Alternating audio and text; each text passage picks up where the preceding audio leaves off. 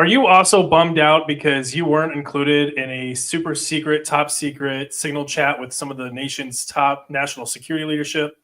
Yeah, well, me too. Well, luckily you're in the right place though, because we've got an excellent conversation with me and HavocSix. He's an absolute stud. It's been a minute since I've talked to him here, but glad to talk to him. He's got just absolutely excellent analysis on Twitter and some of the best memes you've ever seen. Havoc, what's up, man? What's up, man? That's hell of an intro. I love that. I appreciate it. Yeah, We got it. Working on it. Yeah, no, thanks again, man. It's been great. We haven't talked for I think we did our episode like 6 months ago, and actually more than that now. It's been a bit. I think it was like a year almost. Yeah, time doesn't mean anything. By. Yeah, time doesn't mean anything. But yeah, man, no, it's great to be here. Thanks for having me again. Really appreciate you. Absolutely, and glad to have you here as well. Let's go ahead and start this conversation on European rearmament. Yeah, and boy, do we have our hands full with things to talk about here. And just for those of you watching, here's just kind of a snippet of what we'll talk about. We might talk about more than what's included here. Of course, the overview of just generally how Europe is trying to go about rearmament and why. ESSI is basically like their version of Iron Dome that they're trying to implement, which is interesting as well. Their investment commitments, which definitely a little shaky, we'll talk about there as well. Some of the national defense spending increases by country, or not all the countries, but some of the key ones like Germany. And of course, we have a slide dedicated for Spain. Oh, Spain. Sweet, sweet little Spain. And then we've got some of the collective defense initiatives that are also coming up. Some changing, movements on that particular slide. So some of this as well is going to be a little bit outdated. So just because today, already things have kind of come out that kind of change where we are with some of this and also challenges and divisions. We're not going to be hitting all of this in a row. So that's where we are. So Havoc, what say you so far? No, I was going to add that I think the news is moving too fast for a PowerPoint. You might just make it a live like Google Sheet. We'll all just collectively edit it as things happen. Seems like the way forward. We should, maybe next week I'll just open it up to the chat and we'll just see what unholy updates people are throwing in there. Oh, dude, yeah, I can't imagine. But no, I appreciate you putting this together. I actually completely had a blind spot about Spain. I forgot about just how. I guess I forgot about the state that they were in currently as far as defense spending goes. So I was glad you added that here. But I think we would both agree that this whole topic is probably a long time coming. 20 years, probably a long time coming, probably even further. I think it's probably unfortunate the way and the reason that it's happening. Granted, with the war going on and shifting policies, but regardless, I'm happy it's happening. I just hope everyone understands that everything's going to be different afterwards. That's my 100%. Yeah, but yeah, I would love to hear your thoughts, like big picture too, and go from there too. Yeah, for sure. And I mean, that sounds like a good spot to start with the overview, right? Yeah. Just to kind of get a picture on that broadly, and then kind of niching down from there. I will say on Spain, though, I can play a little bit of devil's advocate with Spain because I kind of understand, but also like, come on. But we can get to that when we get to it. Yeah. Big picture, for those of you that have been living under a rock and haven't kind of seen what all's going on, of course, the United States with the new Trump administration is kind of looking more towards cementing the pivot towards the Pacific. And so with that comes a detachment from a lot of its involvement with Europe and NATO. This is kind of, as Havoc called out, this is something that's kind of been a long time coming, something that the U.S. has been kind of nudging its European allies with for about 20-something years, saying, hey, we're not going to be around forever. Russia, the Soviet Union's gone, and we've got a China problem, and we've also got, the war on terror problem. And so the United States is not going to be able to bear the security burden for them that much longer. And then, of course, you have the invasion of Ukraine, where, oh, snap, Russia is still a massive security threat in the continent. But for whatever reason, Europe continues to just go with the mindset of America's got us. We really only need to superficially defend ourselves. But in the end, Uncle Sam will come back to save the day. And Uncle Sam has nukes. So that's good. Right. I'd say all but, France and the UK, they were kind of like, we're not going to just trust that. We like nukes ourselves. But good call in hindsight. good call in hindsight. So now it's kind of leading to this big initiative. Now that the new administration is coming in and is actually implementing some of this pivot, or at least very verbally discussing implementing this pivot.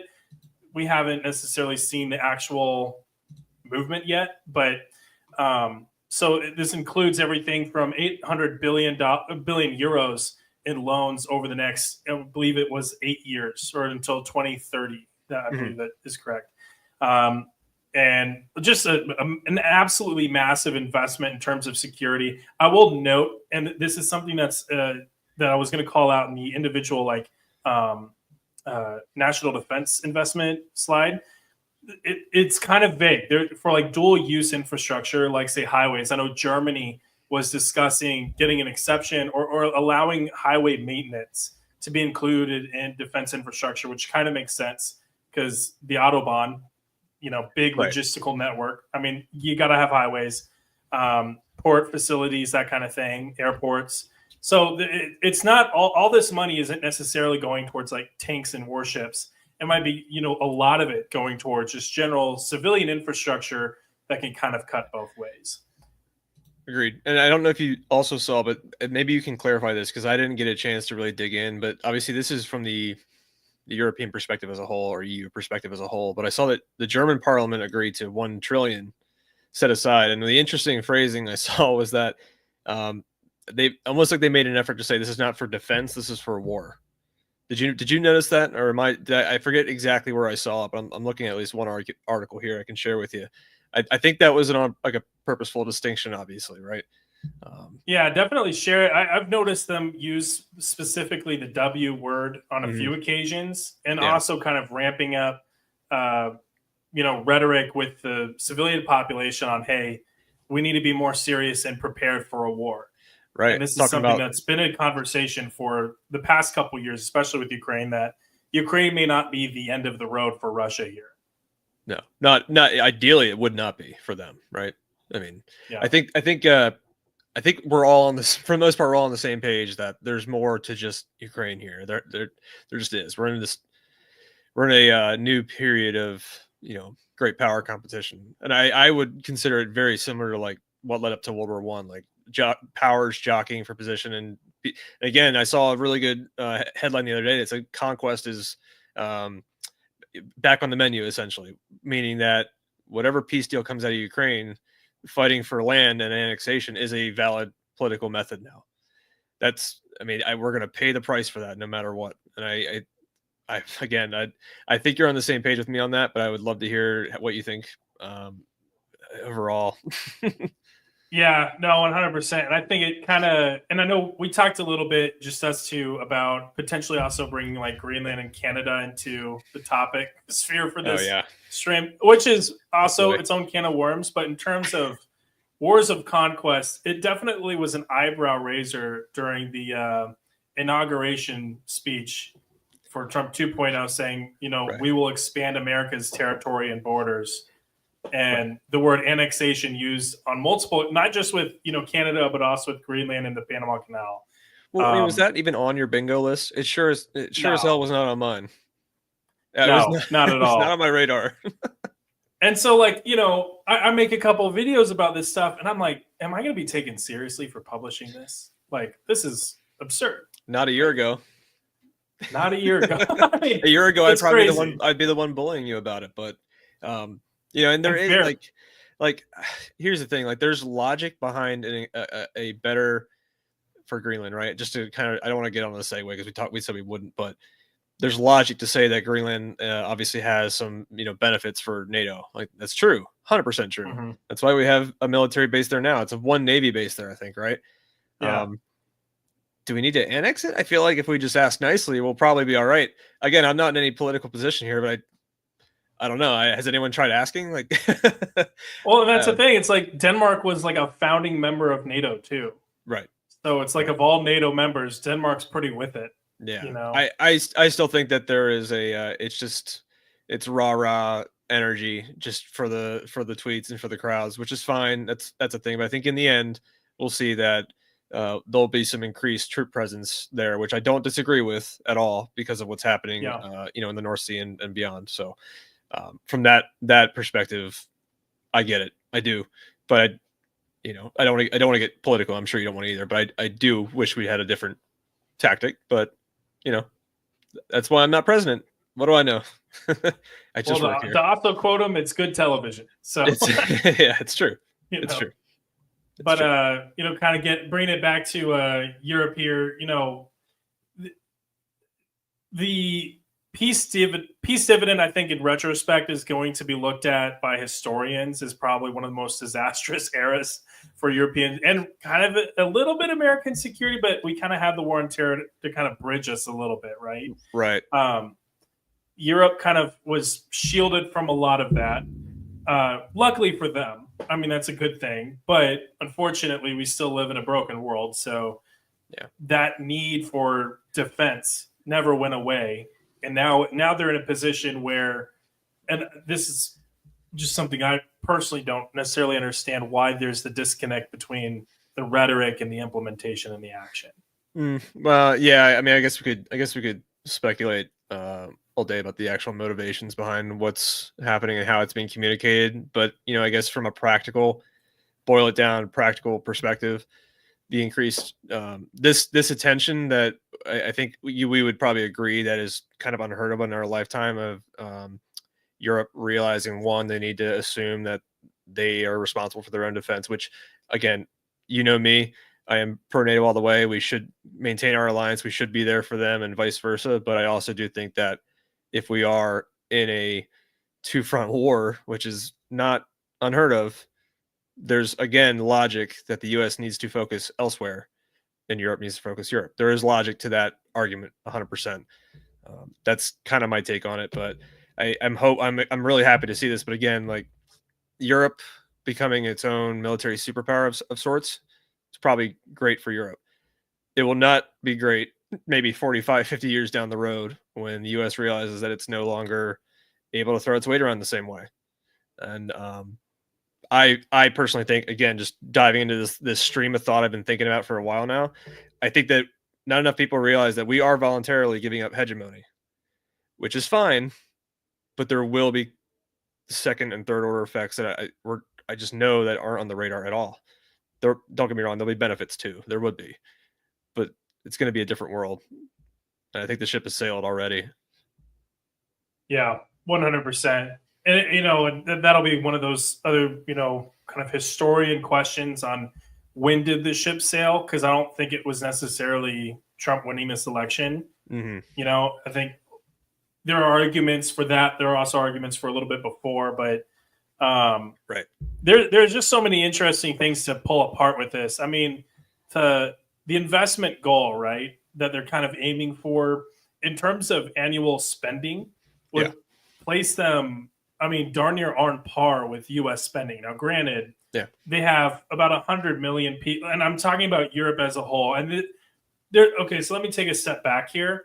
There are some kind of issues with just saying Europe as a whole because it's multiple countries with multiple competing goals. True. So, I'm going to just kind of, declare that and then start saying Europe. But you're right. No, you're 100% right. It's a good distinction. But yeah, and Europe as a whole, right, has 100 million folks more or citizens more than the United States does. So there's no reason why its defense and its economy broadly, the EU economy, I guess, as a whole is pretty strong. It's very robust and very diverse. And so there's no reason that its defense spending can't kind of rival the United States in some ways. Of course, there's the defense industrial base question. And of course, like Rheinmetall, as an example, is investing, their stock's going crazy. Right. They're investing more heavily into defense manufacturing. Volkswagen. It's always an interesting time in history whenever people are asking the Germans to militarize. I know. But it's happening. Yay. Third time's the charm. Yay. Hey, this time they won't turn bad. No. They're the good guys, I promise. Yeah. No, it's you're right. And the other thing too, are they going to have to sacrifice some of the generous social welfare programs that are famous in Europe? I don't see any way they get through this rearmament period without some big sacrifices coming down the pipeline. I don't know. I'd be very curious to know how the population reacts to that.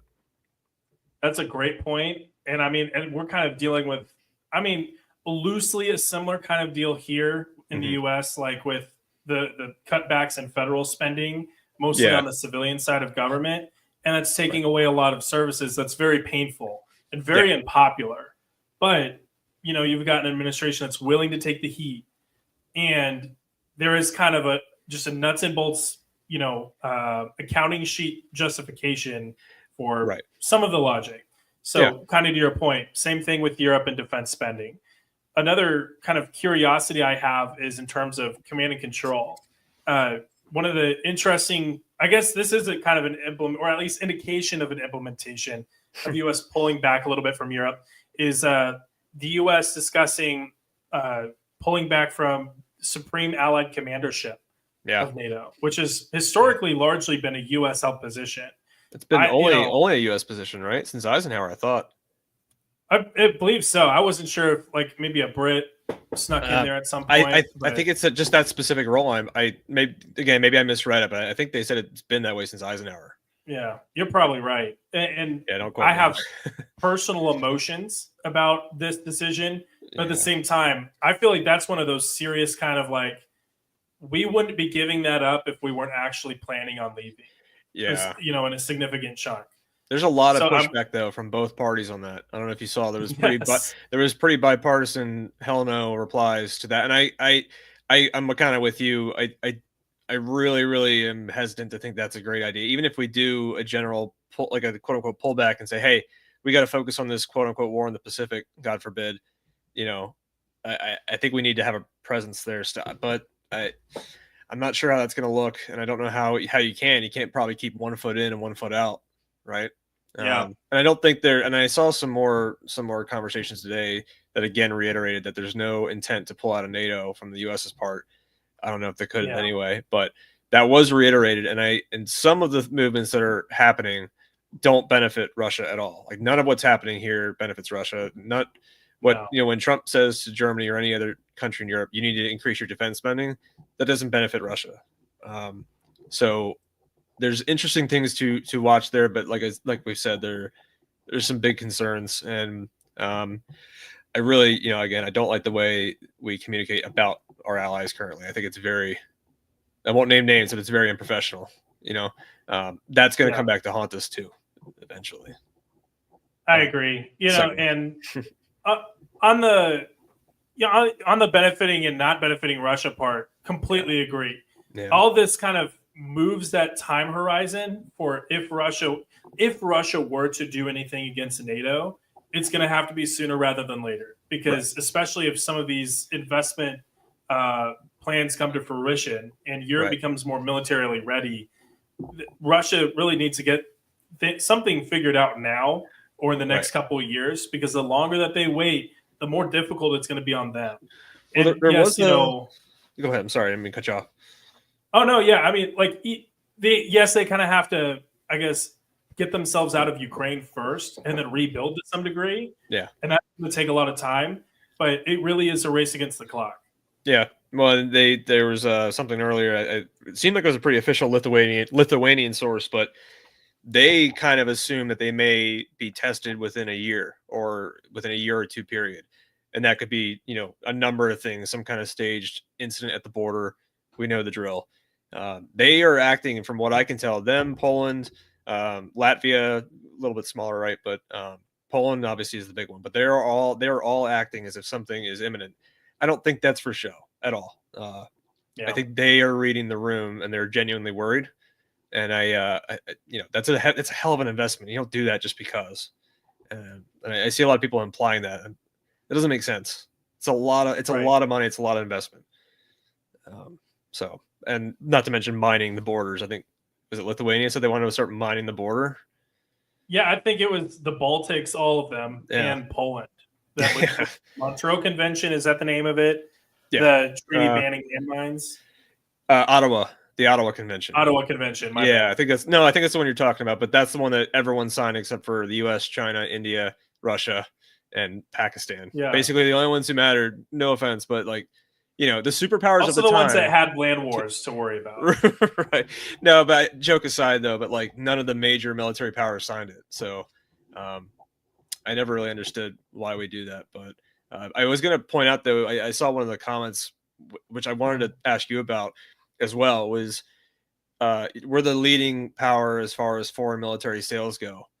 Do you think that we're going to see a reduction in that? Because in this European rearmament, a lot of it goes into European defense, which is great, as it probably should, really, right? But do you think that we're going to see a lot of impact on the U.S. side? I want to be honest. I don't think that we do see like an actual impact for the next at least in the short term until there are competitors in Europe that can actually fill the void. There's for example, challengers to the F-35 in competition for that platform. There are some European programs. I think Italy, and who is Italy partnered with? I'm forgetting off the top of my head. I thought it was the UK. Weren't they doing the Tempest? Italy and the yeah. I think so. Yeah. They had like a platform that they're kind of trying to compete in the market with the F-35. Maybe they try to go with that, but then it comes to filling the sale. Like we have the production capacity to actually build F-35s and ship them. Does Europe have that capacity right now, and can they do so in a time crunch? Because a lot, and fair question for us too. Can we do this on a time crunch? Which, I'm learning more and more is kind of a valid question, at least in some platforms. But yeah, I'm really concerned about the shipbuilding side of things. I think there are, how it is, but sometimes you focus on one thing when there are other solutions there. Whereas like undersea drones, mines, long range stuff. There's all kinds of options, but I am a little worried about that. I think we can easily fix the like artillery round thing. I think it's already happening. I think that's just a willpower thing. I think if push comes to shove, you don't want to shove, the U.S. mostly. There's capability that we became a superpower for a reason, right? So it would be painful though. I think no matter what the next conflict is, I think the first 2 years of it would be particularly painful, no matter what. But I do think that we're very good at adapting. I think Europe's good at adapting too. I think that they will, when if shit hit the fan, they're going to be on it. But we don't want it to get to that point. So the sooner they get on it now, and the sooner they look like a porcupine, a giant porcupine, the better. I mean, they outclass Russia in almost every category. Russia's definitely beating them as far as the military side goes, but there's more, as there's more to it than that. We're in 4 years now of the war in Ukraine, which no one predicted. So, it's not always that simple. It's not always down the numbers, right? Yeah.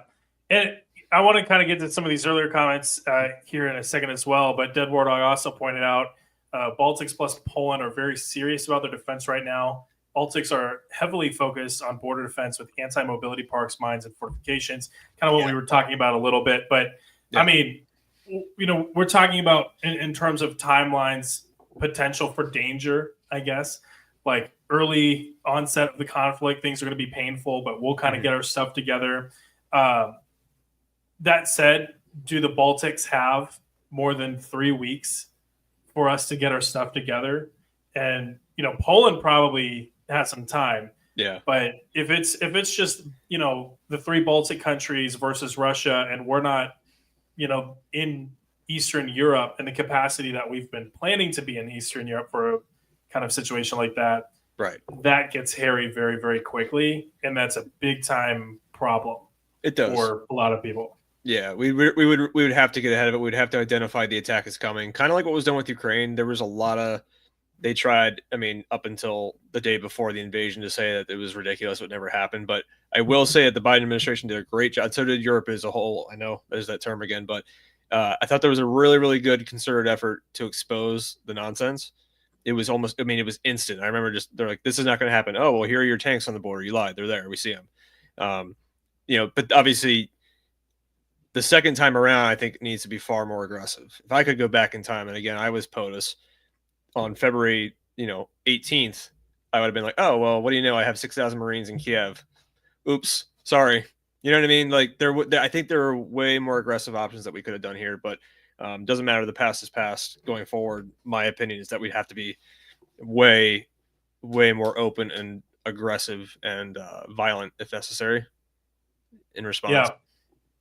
And I love the word violence just to describe actions, because it's not just like the physical manifestation of the word. Exactly. Because I feel like with combating Russian disinformation prior to the invasion, you see like a violent level of declassification and just publishing receipts saying here's some battle plans from a Russian officer that got sent to us, showing exactly the plan, and it's within like 12 hours of the plan even being published.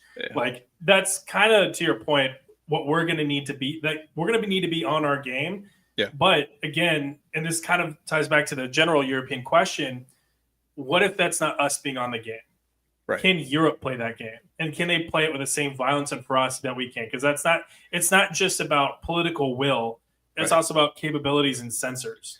Well, and plus, if you're defending your capital, and you're working with a transactional administration, you don't have time for deals for you know what I mean. You don't. That's not how that really would work. You would need, again, violence of action, or you just need to assume it's not, like, help's not coming.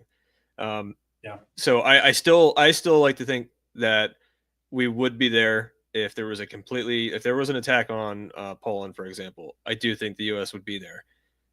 However, maybe not if we were already engaged in the Pacific in something that was also, violent, as we talked about. So I think just the general takeaway for all these points that we're going to make is Europe being able to defend itself. Good. Please do it. You know what I mean? Please be able to do it. Because we don't want what happened to Ukraine to happen to anyone else. Yeah. 100%. Hitting some of these earlier comments that we haven't hit yet. Also from Dead War Dog: highway maintenance, but not rail maintenance. Regarding Germany, that I've seen, rail maintenance is included in that, as it 1000% should be, as a massive logistics mover. Which, another topic for us to hit in terms of Europe is logistics, because that's like the thing. Right. Poland ready to go in terms of just combat power. France ready to go in terms of combat power. How long can they fight until the beans and bullets run out? Right. And who's going to be serving those beans and bullets? Because it's been us for a while. Well, we do still have the best logistics airlift. Like, we do. I mean, the U.S. owns that game right there. I don't know if I don't think I've ever broken down the various countries in Europe and compared, but I don't think it's close at all, as far as I know. Nope. So that is a good point. Obviously, they got roads, which is great. I mean, they can drive to where they got to go. But we've seen the old NATO or Forger plans for what happened with the Soviets pushed across, and none of them are particularly great. So I don't know, man. Well, and even just apart from infrastructure, I mean, obviously platforms, but really a lot of it, and this, it comes down to force structure, building logistics into your unit structure and your task organization, but also processes and practice, because we have the doctrine built out, and it's, I mean, almost like a century old in terms of, kind of mobility warfare, less than that for mechanized warfare, but it's practiced, like, if there's anything, so killing the enemy, we're extremely effective at, supplying the killing of the enemy, close second in terms of capability and talent. Sure. And the ISR is still really strong across the board. Yes. I think that would be the big thing. Russia would have to do this all without anyone noticing, and that's just never going to happen. Not only are they just clumsy, but we have a million eyes on them. So it'd be tough. Know Your Worths asked, some countries are not too keen on the 800 billion euros citing budgets. That cannot be overcome. Well, great question. And actually, that takes us to Spain. Oh, Spain. Because this is the $1 million question. 2029? In terms of 2%? Yeah. I mean, hey, they're working fast over there. Yeah. All right. Whenever Yeah. you kind of budget in siestas with defense spending and military exercises, I mean, the time really gets inflated to the right. But Yeah. and again, I can kind of play devil's advocate here. And so, what kind of security threats does Spain really have to worry about right now? Right. Not really a lot. So the justification politically for Spanish leadership to increase taxes or however they would procure the funds to increase their defense spending, Spanish voters are going to be like, but for what? Russia's not going to invade Spain. If anywhere, they're going to go to the Baltics or Poland, and that's so far from Spain. That doesn't really impact Spain at all. So I kind of understand the mentality and the justification. Also, at the same time, they are a member of NATO and the European Union. So with the membership of elite clubs comes elite responsibilities and expectations. Right. Well, I mean, it's not like they would benefit economically from, God forbid, Berlin falling under a red flag again. Like, they wouldn't benefit from that. So I think it's like anything else, is explaining it's not just that they're not close to you. There are dominoes, right? Dominoes fall. Eventually it will get to you, but you're going to feel it long before that. It just, but my brain is just so focused on this idea of a collective defense and how, you let one gap in the armor rust or be exposed, it just gets worse and worse. And I think that's what's happening as we speak right this second. And again, we're going to keep paying the price for it. And it drives me nuts. It drives me insane because you like history. I think I talked about this before. I'm a history guy. It's just, that's what I focus on. So, but what can you do? I mean, I get it though. Again, it's years of the peace dividends paying off handsomely, as you can see. Yeah, and what kind of gets me kind of concerned, and this is just something that I see scrolling the timeline and scrolling comment sections and seeing Americans interact with each other, is this kind of sentiment is setting in a little bit here as well on why should America care about security matters in Europe. And this is, I think, kind of like a softer end of the peace dividend. Hitting the United States is just poor communication and a lack of understanding on how interwoven security concerns around the world are with U.S. security and also the U.S. economy. Sure. As another example, and this is kind of tangential, right? Not directly Europe, but the Bab el-Mandeb Strait. How many Americans can point to a map, and how many of them even have heard of Bab el-Mandeb Strait? And even though it doesn't, impact the U.S. economy directly that much, it impacts Europe's economy, and Europe's economy impacts America's economy. Exactly. Right. And I mean, half of them couldn't tell you where the Panama Canal was until that became a thing the other day either. So that's not that unusual, I suppose, in the grand scheme. But yeah, it's the same deal, right? We saw this in all the propaganda. I won't call it propaganda, but World War I, before World War I, there's all kinds of talks about how it did not impact the country, which maybe at that point was true.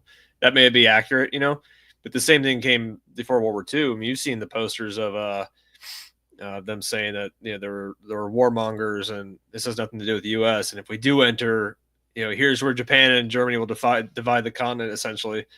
And obviously didn't end that way, thank God. But it did impact us one way or another.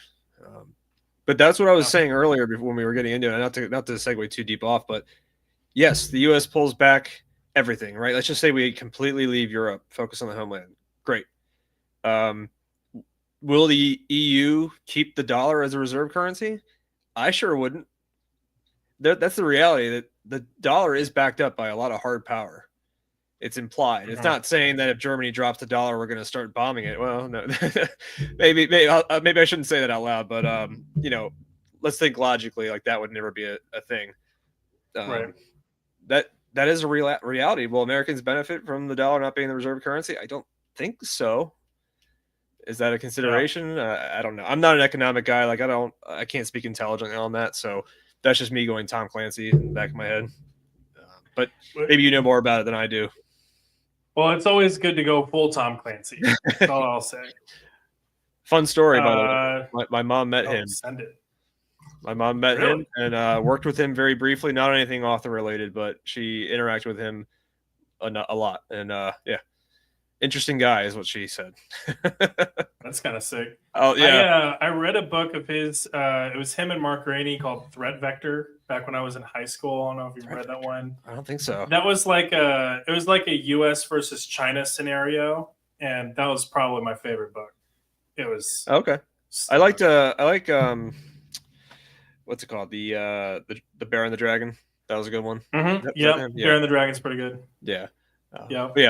But yeah, I don't know, man. I truly don't think that they are like, none of our adversaries are, well, China may be another topic, but like Russia's not ready for a major conflict with us. Like they're not. Give them 5 years of rearmament, us maybe letting them go free reign on all the sanctions relief and all that, maybe. But even then, I think they would need at least a decade before they were remotely ready. That doesn't mean they won't try it if they sense weakness or a gap, or again a lack of reliability from even within the EU. I wouldn't doubt it, but you can achieve a lot with surprise, right? So yeah. Well, and that, kind of takes us to Ash C's question: why does everyone automatically accept the premise that Russia is ready for World War III? Good time. And this is a great question. No, well, it's a great point. Because I'm kind of with it, with your position that Russia's going to take 10, 15 years, and that's if things stop today. Like the longer things go on, the deeper this economic hole they're digging, and their economy has been completely reconfigured for the war. I published a video about this like a month or two ago, so I'm still deep in like nerd land on this. Nice. Their economy is like reconfigured for war in Ukraine. The moment the war ends, their economy goes into a recession or a depression, because it's completely wired to sustain the war for manufacturing, refurbishment, and just kind of supporting the defense sector. Right. And that said, this war is also not sustainable because they're spending so much money, and a lot of that money is going towards casualties, whether it's, financial payments to families whose, son or husband or whoever was killed or was wounded in varying payment amounts. Right. And if they're wounded, they're still trying to press them back into service. So there's a big payment just for that. Plus the salary continues. And then also, by the way, getting them into uniform in the first place is coming with some pretty massive, dollars, or I guess ruble signs. For a lot of people, that's taking them into the top 10 or 15% of Russian wealth, which is insanity. And big part of it is just because like the median level of wealth in Russia is pretty low, but still. So yeah, no, they're just, and then at the same time, Poland is beefing up to becoming like what the second or third largest military in Europe behind Russia and Ukraine. Yeah, and they're still building. They kind of just got started. So I agree. Like this idea that Russia is just going to pivot from Ukraine and just go straight into fighting a NATO country, I don't necessarily buy it, but there's a part of me where it's like, okay, well, we keep seeing this, this messaging put out.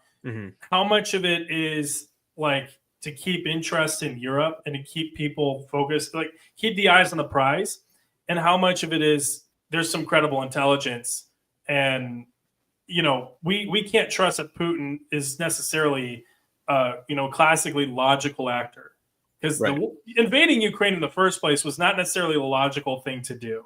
And staying in the war this long, also not necessarily a logical thing to do. So maybe it's just a perspective thing, though. Like you and I don't think it's logical, but maybe to them, this perceived weakening of the West is, because I admit it doesn't look great, just the way certain things have gone. Maybe that's worthwhile, but again, speculation from my part. Yeah. Deadwood asked, did this battle plan come from a signal chat? Well, we'll have to ask if Russia's battle plan is in a signal chat. No, it's on that. It's on that big board. Remember that Lukashenko tweet? Yes, it was just all there. The anime board. Yeah, that was so funny. Oh man, I think about that all the time. What an interesting guy. What an interesting photo op. Lukashenko, we're gonna miss him. Oh yeah, we're gonna miss him. Yeah. Not a lot of people are going to miss him, but some. Jaguar asked, do you guys see the U.S. pulling back with European defense anytime soon? Well, also kind of $1 million question that we're trying to dive into here, because it's complicated. BRKS. I was painting a Warhammer. That's dope. That sounds awesome. Yeah. How do you think smaller but serious forces like I'm going to butcher these, Netherlands, Denmark, Sweden, and Czech Republic add to Europe's overall capabilities? Very interesting question. Yeah. I mean, I don't know. I don't know a ton about them. I know a lot of those specialized, like a lot of them, they specialize, right? So we trust Finland with mountainous, winter warfare, maybe naval as well. Like that's their thing. And a lot of them have really sharp special forces as well, from what I understand. So I think that's where they bring strength. But again, I'm not an expert. Maybe you know more on those ones. Yeah, I mean, I'd have to do some deeper research on 3 of these or on a couple of these. I know with Denmark, I mean, their military is pretty small, and they're also, I mean, kind of going back a little bit with Greenland, they don't just cover Danish defense; they also cover Greenland. And I want to say there's another island somewhere between like Iceland and Denmark that they also control. So in terms of naval power, they have some ships, but it's not the biggest navy in the world. In terms of land power, not the biggest army. So there's some issues there. Sweden's definitely been looking at Russia for a long time. So they're a good ad. I'd say a great free agency ad by NATO. But well, even better. We'll just better have to news. see how that gets. Yeah, I'm sorry. I don't know if you saw today, but they've committed to 3.5% of GDP defense spending. That came out today. So they're one of them, Germany, Poland, we already talked about, Estonia, Lithuania, they're all targeting 5% next year. So all the frontline NATO states are targeting 5% of GDP by next year, which again, that to me, that's commitment for real. But it also means that they seem scared, like something is imminent. And I don't know why, but that makes me worry because you don't do this just because. They're not doing it for votes. Right. I know they're not doing it for votes because it's not popular in most countries. Maybe the frontline NATO countries it is because they're the only smart ones left, I think. But they seem to know what's going on. And kind of to that point, I mean, if you kind of look at a map of, I guess now NATO countries, but just European countries in general that are kind of taking security very seriously, it's largely Eastern Europe. Yeah. Like, so, and to include, and I mean, I guess, Czech is a bit closer to Central. They're taking it pretty seriously too. Not the largest economy to deal or that they can work with. But like Jaguar kind of mentions down here,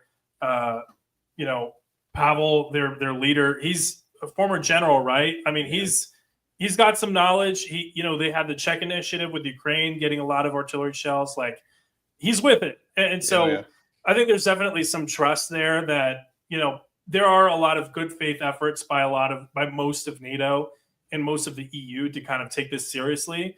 The question is kind of, how seriously do we need to take this? Because is this really like a real world, Russia's actually going to try something in the next 5 years, or are we just planning for the worst and hoping for the best? Yeah. Let me see here. I just missed another question. Here we go. Nope, missed it. Here we go. Also from Jaguar, the EU confirms that no sanctions on Russia will be lifted until a full withdrawal of Russian forces from all territories of Ukraine. Will this be an issue to the negotiations, do you think? Hilarious point, because I also saw that Russia was basically saying that all sanctions would have to be lifted before they agreed to a ceasefire, which that I understood, that's just not going to happen. Yeah, but you'll never know. I don't see any world that would be a thing. I mean, President Trump would have to significantly climb down to make that one work. And I don't see. I know he says he likes Putin and they're friends, but I don't even see him doing that. That just seems like way too far off the path. Yeah, maybe I'm being too hopeful, but I think even I saw a quote from him today or yesterday where he was saying that it looks like he said Russia was dragging their feet in making peace happen. I think they're committed. I think they're going to stick with it until we bonk them a little bit. Yeah. Well, and that's the thing. I mean, in terms of like incentives, we've already talked about a little bit like the economic incentives for Russia to stay in the war. Right. There's also the political incentives for for Putin specifically to keep the war going, because he promised the Russian people that he would flip, this quote unquote Nazi government in Ukraine and achieve some sort of great victory for the Russian people. They've almost lost 1 million people in terms of killed and wounded. I mean, that is a massive cost for a country the size of Russia. It's a big country, big population. That's a lot of people, and that's going to have an impact. And so there's got to be some sort of value add. And I don't think adding, a little bit more of Donetsk, a little bit more of Luhansk, as well as Zaporizhia and Kherson, I don't think that that's necessarily, what he's after.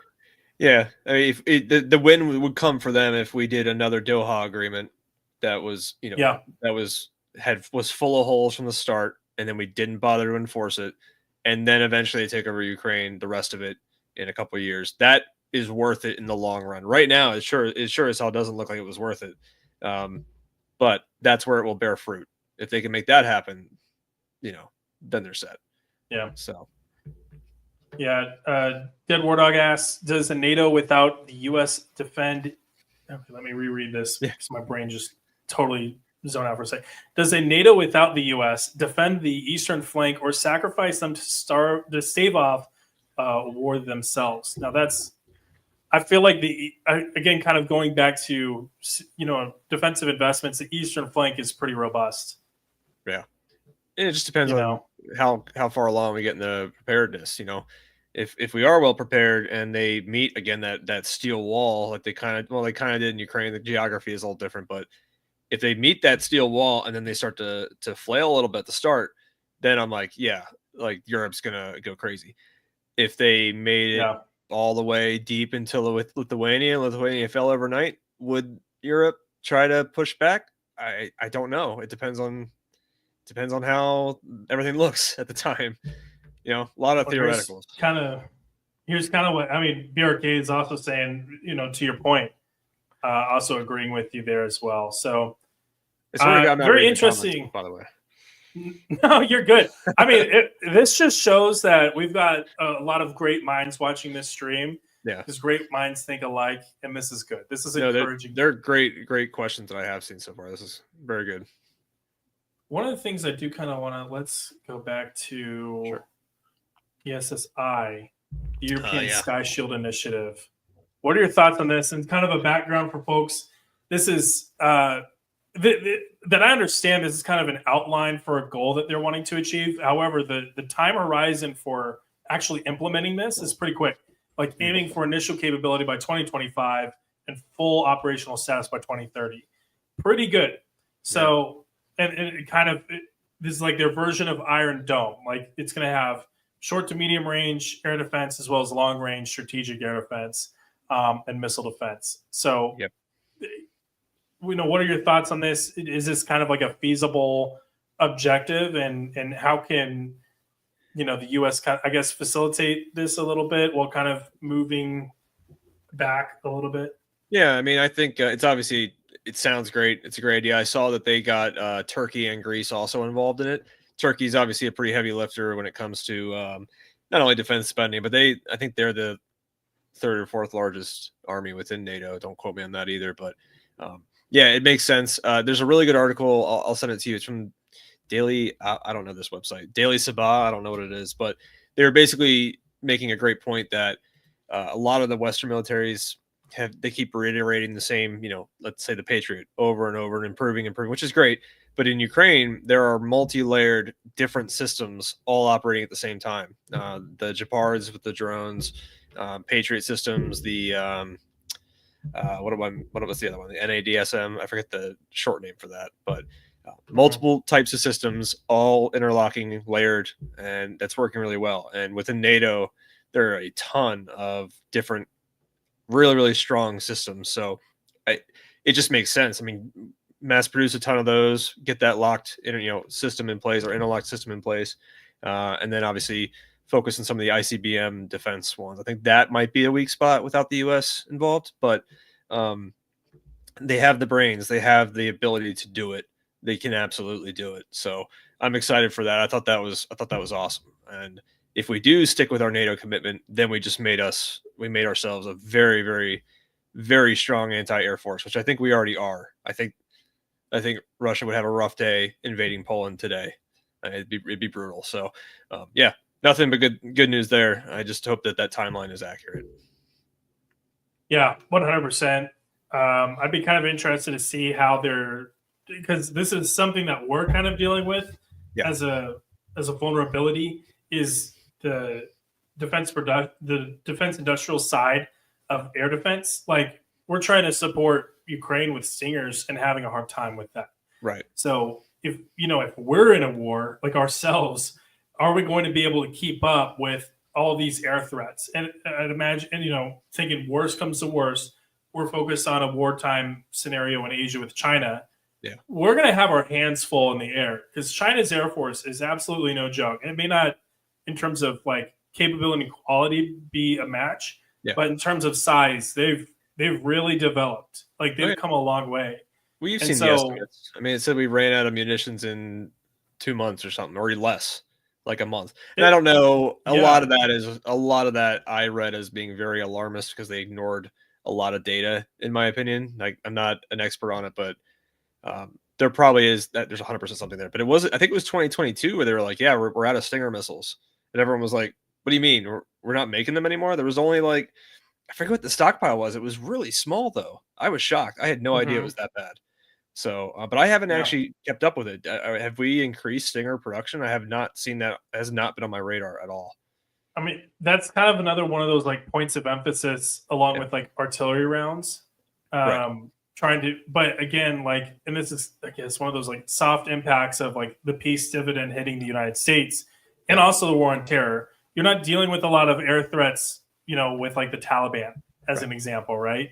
So a lot of those plants were kind of divested from, and now they're trying to hire retirees back to teach people how to make these, more advanced kind, of munitions. So a little problematic. Don't love to see it. But also, that said, that I understand Europe's in a very similar situation. Of course, they've got their own local products, some that they're providing to Ukraine, some that they're kind of, working on themselves. But in terms of threat profile, also, it's not like they have to deal with the world's largest air force, because Russia's air force, it's large and it's capable. But again, you match them up just with, like Poland, Germany, France, the UK, like the combined joint effort of, European-based militaries. That is a European advantage for sure. Yeah, and there is benefit to the U.S. moving assets from Europe to the Pacific when Europe can fill that void. That, again, there's complete logic behind that idea. It's all about the execution, right? So, but I'm with you on that.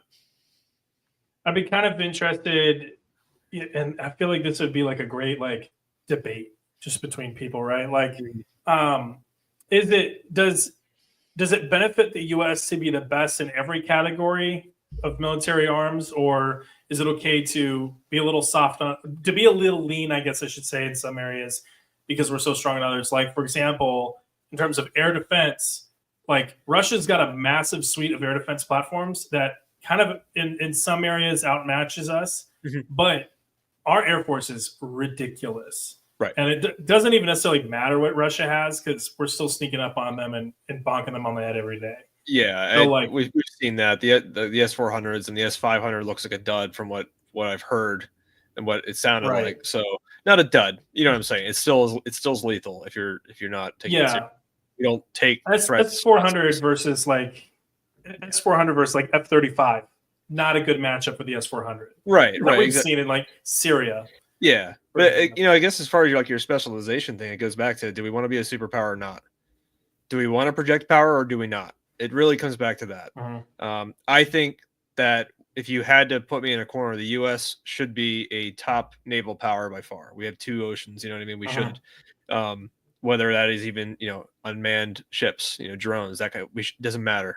Air power and naval power have always been our strong suits. I think we need to make sure that is the case. But I will say our Marine Corps is like no other Marine Corps on the planet. I think our artillery forces are some of the best on the planet.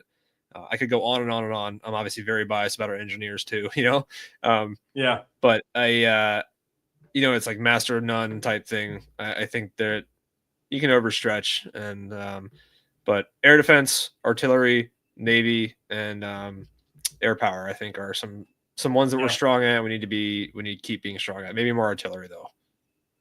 Well, and that's kind of what I mean is like, I feel like you can kind of justify skimping a little bit on like say short range air defense as an example, because like the air power is just so dominant that is your air defense. Yeah. Like and maybe this is just like an incorrect assumption on my part. Sure. And kind of taking for granted the strength, but sure. And if you don't mind, I saw a question just now from BRK. Yes, I think you're going to pivot to it, but I was like shaking because I wanted to hear your thoughts on it first, and then I'll give you my thoughts. Yeah, this is a great question. And by the way, thank you all of you that have been posting questions in here. This has been what this is all about. So I appreciate it. But just to read it out for anybody listening, a question about the Pacific. Europe outpaces the U.S. in terms of building ships, both civilian and military. Would the U.S. need to rely on Europe in case of a large naval war? I think this is interesting because I've seen at least some talk that the U.S. was semi-interested in buying like South Korean ships, as an example, to kind of bridge the gap in terms of shipbuilding. I guess it would kind of depend on what kinds of capabilities that Europe is able to deliver in a short time frame. But from what I've seen, it looks like it really is like a massive priority of like this new administration to just rebuild our shipbuilding capacity here at home. But that sounds to me like it's like a 5 to 10 year time horizon and not like an immediate, like if we get into a conflict here in the next 4 years, we might have to lean on some of our European allies, but I'm kind of interested in what their actual capabilities are and how quickly they can turn ships around. Right. Well, that's the thing. Again, like my opinion of a superpower is one that has allies. There's no such thing as a superpower without allies. It does not exist.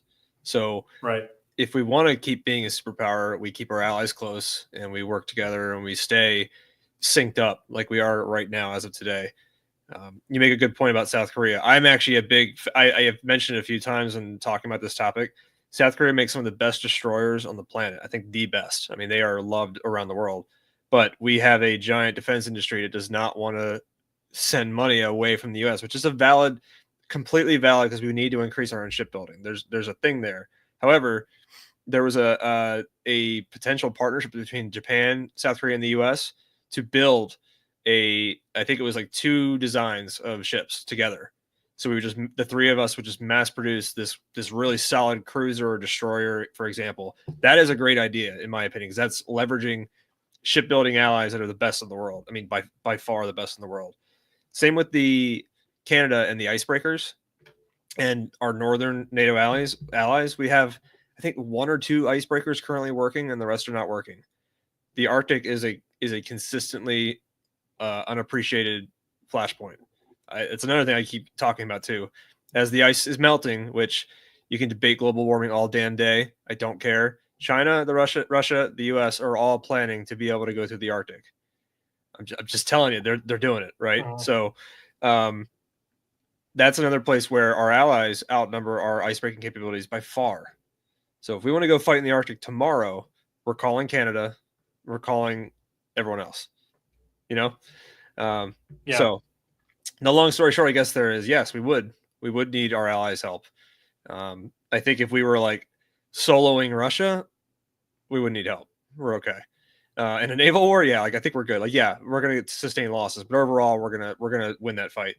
Fighting China alone, no, I don't think so. I think we would need Japan and South Korea. 2 front war, Russia and China going on at the same time.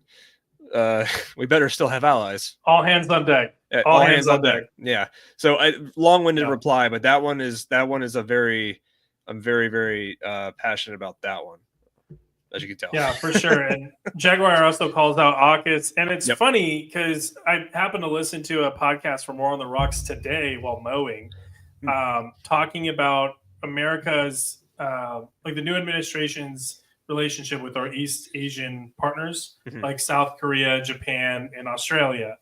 And also in terms of like shipbuilding and defense investment and AUKUS.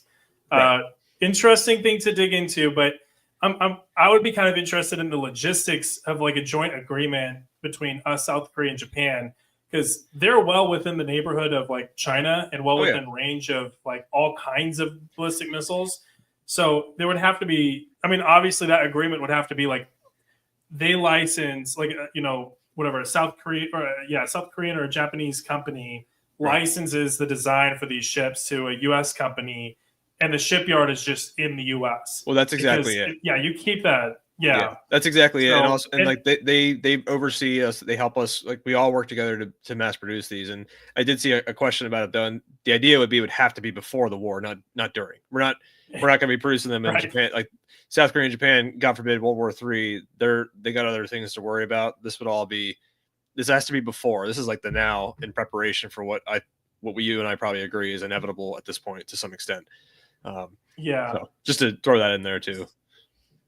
Yeah. Question for you: how much time do you have from here? I see it just turned 9. I'm good. I'm chilling, man. Okay. I'm usually doing this at 9 o'clock good. anyway. I'm doing less trolling now. I'm being semi-serious today. But yeah, I'd probably be making some stupid meme right now if I wasn't on with you. I don't want to keep you too late because it is important that Twitter has these memes in circulation. But we're having a great conversation. I'd hate to. I'm good, man. I'm good. All right. You can drive on until you feel we need to get out of it. Sounds perfect. Dead word on, and I will kind of note knowledgeable comment is what I'll say here, right? Yep. Russia, China has much more short-range air defense in their arsenals than the U.S. In Western countries, Western air defense artillery does seem to be our air power, and that's kind of what we were talking about a little bit earlier. Yeah. Another interesting point: Russia employs ADA battalions at the division level. Yes. Which is interesting because the U.S. might put a company there by comparison. That's an interesting point because, again, and we talked about this a little bit with logistics, right? It's not just about your platforms, but the force structure and the doctrine. And Russia obviously has a very heavy emphasis on air defense, as you can see by their force structure. They've got more air defense and they're at a divisional level than they do logistics. Right. Almost. I mean, kind of probably not really. I'd have to actually look at it and compare, but you can kind of see that's not too far from the truth. No, not at all. They built it to counter NATO, and they knew that air power was our strength. It makes sense. Right. Yeah. Makes sense. So, in terms for like European investment, in terms, you got to spend money smart. And, is it worth it to spend it in a Stinger production player? I guess what would it be like is it Starstream? Is that the UK version or I think so. Shorad platform? But yeah. Are those euros or pounds better spent on that kind of a plant than for, I don't know, artillery or something else that they don't really have? Yeah, that comment, a gap in. That comment brought up a good point too, because I'm sure you know this being an Army guy like me, but Russia also fields electronic warfare battalions, I think, and we do not do that. I mean, we have capabilities, but they are not deployed in the same fashion. And I did see a couple, like 2-3 years ago, there was talks about the U.S. mimicking getting electronic warfare focused companies out there. I haven't seen anything about that.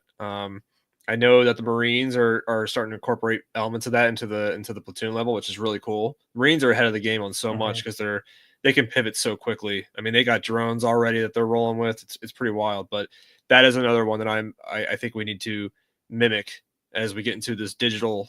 I mean, the next World War is going to be so digital, even when the satellites are taken down.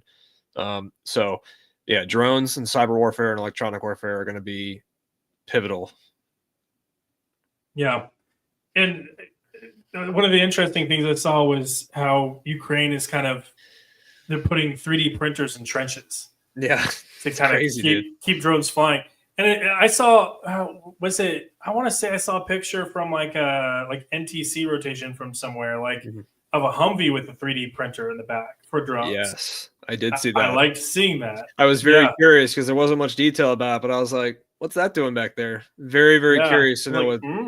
Yeah, I mean, there's some wild stuff being like every time folks are like, China's doing this. I'm like, dude, that I can promise you, we are doing things that you wouldn't believe just as much. Like I promise you, we may not be as open about it, but Yeah, we're I thought a perfect. Go ahead. Sorry. Perfect case in point. No, yeah, perfect case in point, right? Is with the 6th generation fighter, right? Oh yeah. China's been kind of going nuts on Twitter, or folks have been going nuts rather about China on Twitter because there's been these videos of their test 6th generation fighter platform flying around. Yeah. And this that I've only seen the videos have been from like I don't know starting a few months ago, right? Relatively recent. And then we just award this 6th generation contract to Boeing. Yeah. And in that speech, Trump says, we've been testing this thing for 5 years now. Yeah. Oh, yeah. A bit of a jump. Oh, yeah. A little bit early. I mean, over the last couple of years, if you go back, there were some weird aircraft sightings, and people kept bringing up the Aurora bomber because that's been a thing. And I thought it was the Blackbird replacement because I'm pretty sure the Blackbird replacement is flying too. Not to mention the Air Force One that was in space that we found out. Remember, I took that picture. It was way farther out than people thought it was. There's some spicy stuff going on, man. I am excited to see what they do with the F-47. I want to know a lot more about it. But I was going to add, I think that Chinese one. There was another video that came out last week. A lot more clear detail, and they're still thinking that it's not a 6th generation fighter. It's a 5th gen or 4.5 gen strike bomber of some type. So I mean, you know how it is. They're analyzing every bit of it. But that was something I read. But I am not an SME on that one, so I won't pretend to know more than I know. But yeah, it's interesting. Yeah. I of course I always kind of defer for things like this to like someone like Alex Hollings. I'm sure you follow him. Yeah. He's the guy. There's a bunch of other folks on Twitter that, boy, they've got some great threads on this kind of thing. They do. There's definitely some propaganda value for kind of pitching something as being a generation ahead of what it actually is. Sure. Obviously. Sure. But that said, there's an even better propaganda value for actually having that thing. Yes. Like Russia has, what is it, Su-57? I think that's supposed to be a 5th gen, kind of more like a 4.5-ish. That's the 4.5, yeah. Yeah, so plus it's, where 12 of them flying. Right, yeah, maybe. Exactly. Yeah. and that's Russia. And there were, in terms of ranking Russia and China, I think these would probably, oh, shoot, hang on. I think I just lost my headphones. Okay, can you hear me? Yeah, I hear you. I'll just talk randomly into the void in the meantime. No, you're good. My headphones that I was listening on. But I'm sorry. What was I saying? No, that in terms of ranking like military capability, might put China a little bit ahead of Russia. They've got some platforms that they kind of pitch as 5th gen, and we don't really know, to be fair, that they're not 5th gen. But there's just, I kind of err on the side of caution. Like, let's treat it like it is a 5th gen. Let's treat this like it is a 6th gen until we know. But would it be shocking that they are not? Not really. I'm a little more bullish though. I think China is a peer at this point. I truly do. Yeah, not in everything, but Russia is not an existential threat. It's not. It will almost never be, barring some massive change in the European landscape, where maybe again that they extend all the way to Germany or beyond. That's a whole other ballgame. But yeah, they're not an existential threat. They're a regional power, truly, with nukes, unfortunately. But hey, so is Pakistan. But no, China I see as an actual peer. I respect them greatly because they put out. I mean, some of their destroyers and their ships are very good. They look very sharp. They seem very capable. I keep them in my crosshairs, my metaphorical crosshairs, absolutely, for sure. Because that one, they make me nervous. I want us to avoid any kind of conflict we can, because they could also be tremendous partners if we can make it work, just like Japan and South Korea. No reason the U.S. and China can't eventually be on the same page, but the trajectory is not that direction currently. So I'm going to assume we are adversaries for our lifetimes. Yeah, I agree. Yeah. I guess to kind of tie this back to Europe, we've covered a lot of ground, right? And I think we've established here in the past little bit that it is necessary for the U.S. to cement this pivot to Asia. There's just no getting around it. Right. We have to address China and treat it like a threat. Hope, fingers crossed, that we can kind of turn that relationship around. Yeah. But I mean, all the indicators sure look like we have to treat this like this is a very near and pressing danger that, within 5 years we might be fighting. So, and so that kind of pulls us out of Europe. So then we've talked about a lot of capabilities that the U.S. has, a lot of spooky kind of space stuff. Sure. And Europe doesn't have a lot of that. So, and it kind of goes back to this whole investment plan. Like, how do they replace all of this? Or at the very least, how do they replace most of it? Assuming that we just won't be there to do that. Because again, it's not just about, tanks, combat aircraft, that kind of stuff. It's logistics capability. It's doctrine. It's leadership. It's joint force integration. These things sound like, cliches and like just jargon, but it's real. Right.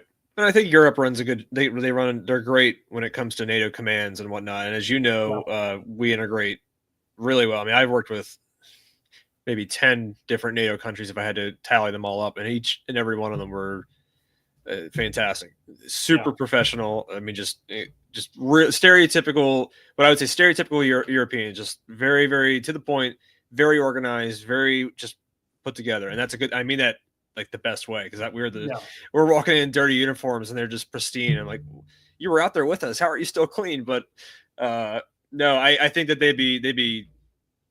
I have no issues there. Again, it's that bigger picture. Can all these European countries understand together that they are in crosshairs and work together towards that similar goal of becoming a military superpower? Because that's what they have to do, truly.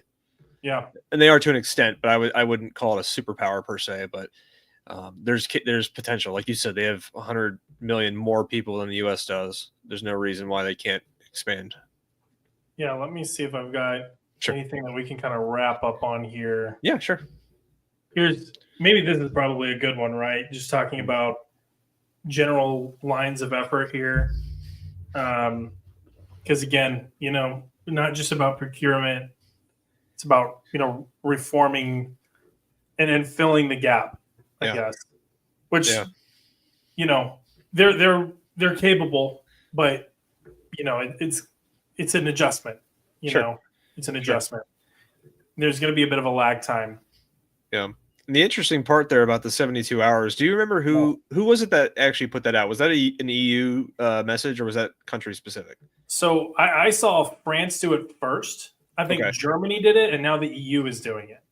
Really? Which that was another thing we've kind of called out a few things here that are kind of like, they raise the antenna a little bit. It's kind of like, that's interesting. That's not what I expected to see. That could be a problem. Sure. I think if you start seeing like, hey, be prepared to stockpile supplies for 72 hours, that's an informed decision, I think. Yeah, it is it's escalatory. It really is. I mean, we get that when it's like, hey, a big snowstorm's coming through, and we're like, oh, all right, well, now I know it's gonna be rough, so I should probably go get supplies. But this is a different ball game, and I actually think that 72 hours is very generous, to be honest, especially if you're a frontline NATO country.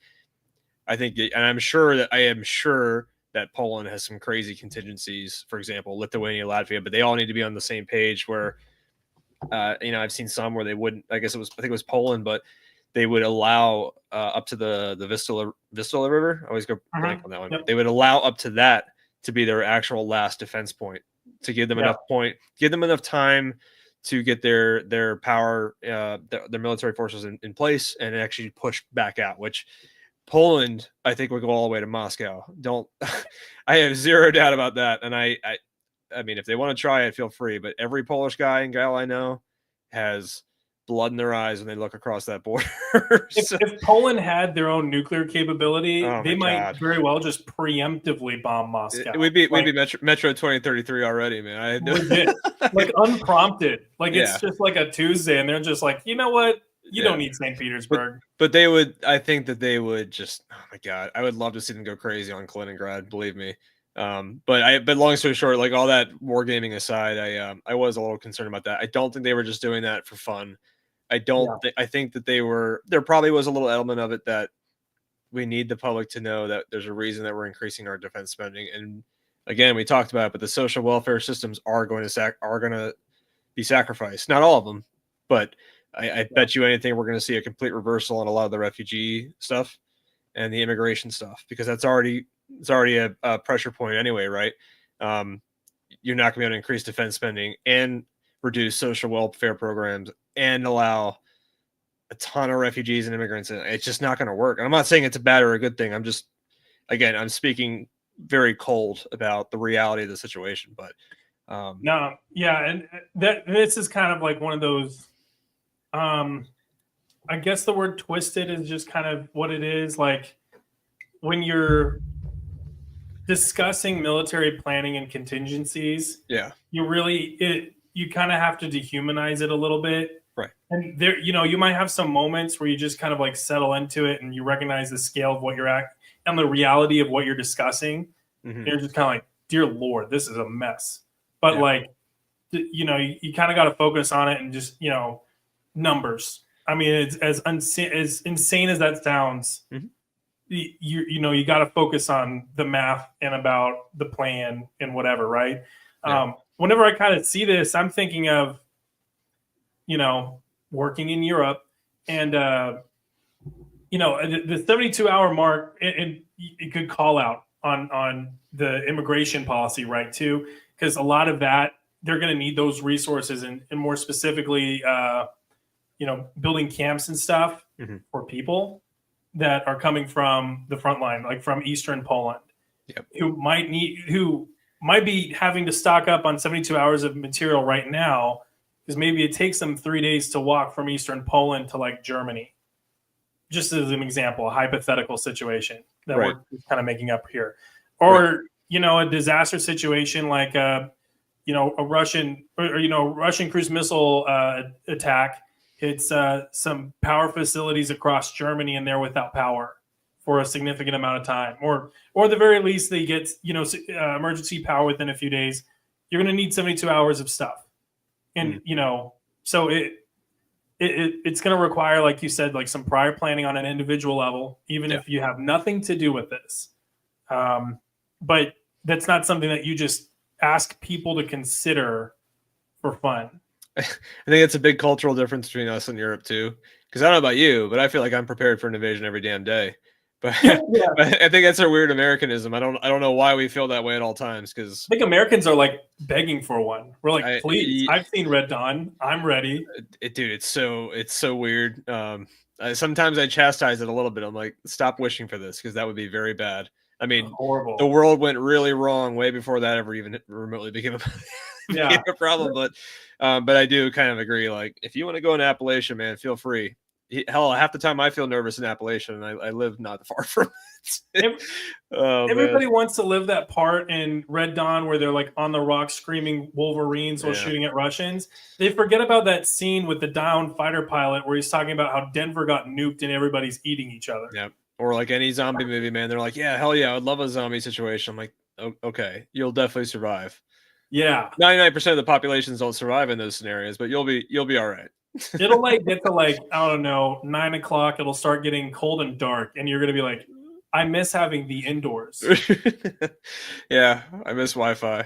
Yeah, I miss whenever we had HavocSix posting excellent memes. Yeah, there you go. On Twitter. But it is a good. I mean, it is. It's a very concerning. I mean, that would make me feel very anxious. To see this.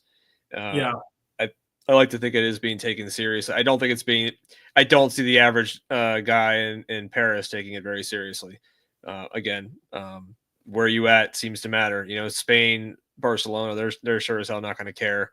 But for the Baltics and everyone else there, it's a completely different message. It's a real legit warning. It's a tornado warning versus a watch at that point, or however that it works.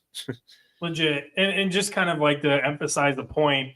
And I guess to make it even weirder, like, because Europe in terms of like geographic scale is always so interesting and kind of like a brain warp for me. Yeah. Like kind of trying to just if we could lift Europe and place it in the United States, it's like people in like Virginia being existentially afraid because the next war is about to happen on their doorstep while people in like Arkansas and Texas are just kind of like meh. But like in real life, like for the United States, whatever impacts like Virginia impacts people, you know, maybe not directly, but like people care, you know, people are tracking it. Right. But, you know, we're just like one big country, and it just kind of, I don't know. It's just kind of an interesting quirk that it is Europe. Like they're just different countries. Well, that's why you'll see some communities call for the balkanization of the U.S. I'm sure you've seen that before. Mm-hmm. Which is a very interesting concept. I don't know why they think that that'd be beneficial for anyone, but it mostly comes down to political red versus blue nonsense. Yeah. So I will say America probably would benefit without Arkansas, but that's just me. I could pick a state or two that I'd be like, you know, Canada can have that one. Yeah, and it's not even about seeding it. It's more like just absorbing it into surrounding states. Like it can be a more southern part of Missouri and like a more northern part of like Texas. Right. But yeah, no, like I said, all those calls for splits are dumb anyway. Yeah, they all assume that there's just no violence involved. Like, okay, history definitely shows that that's the case for every national split. Yeah, we don't have a major national crisis from like 130 years ago that showed that violence can't erupt in this country. Yeah. Massive amounts of violence. Well, with that, I think we'll go ahead and start wrapping it up. This was fantastic. I really appreciate you jumping on. This has been a lot of fun. Yeah, no, really good questions. Honestly, they were all really, really sharp, and some of them we had kind of already started to dip into as they popped out. So it was good. It was really, really good. Yeah, for sure. And to everybody watching, I appreciate you guys, sharing some comments. Know Your Worth, Jaguar, BRK, Dead War Dog. You guys are all awesome. Next week, who actually, I need to pay more attention to the calendar because we're back next week. We've got Chris Cappy jumping on next week. Hell yeah. Looking forward to it. So, keep that on your calendar. Obviously, I'm sure you guys are already following HavocSix, but if you're not, do so. Because AI is creating excellent images and memes, and there's a lot of opportunities, and I know that we're all in it now. Oh, yeah. Hell yeah. Good stuff, man. All right. Fun. Well, I appreciate it, man. Thank you, everybody, for watching. I'll see y'all next week.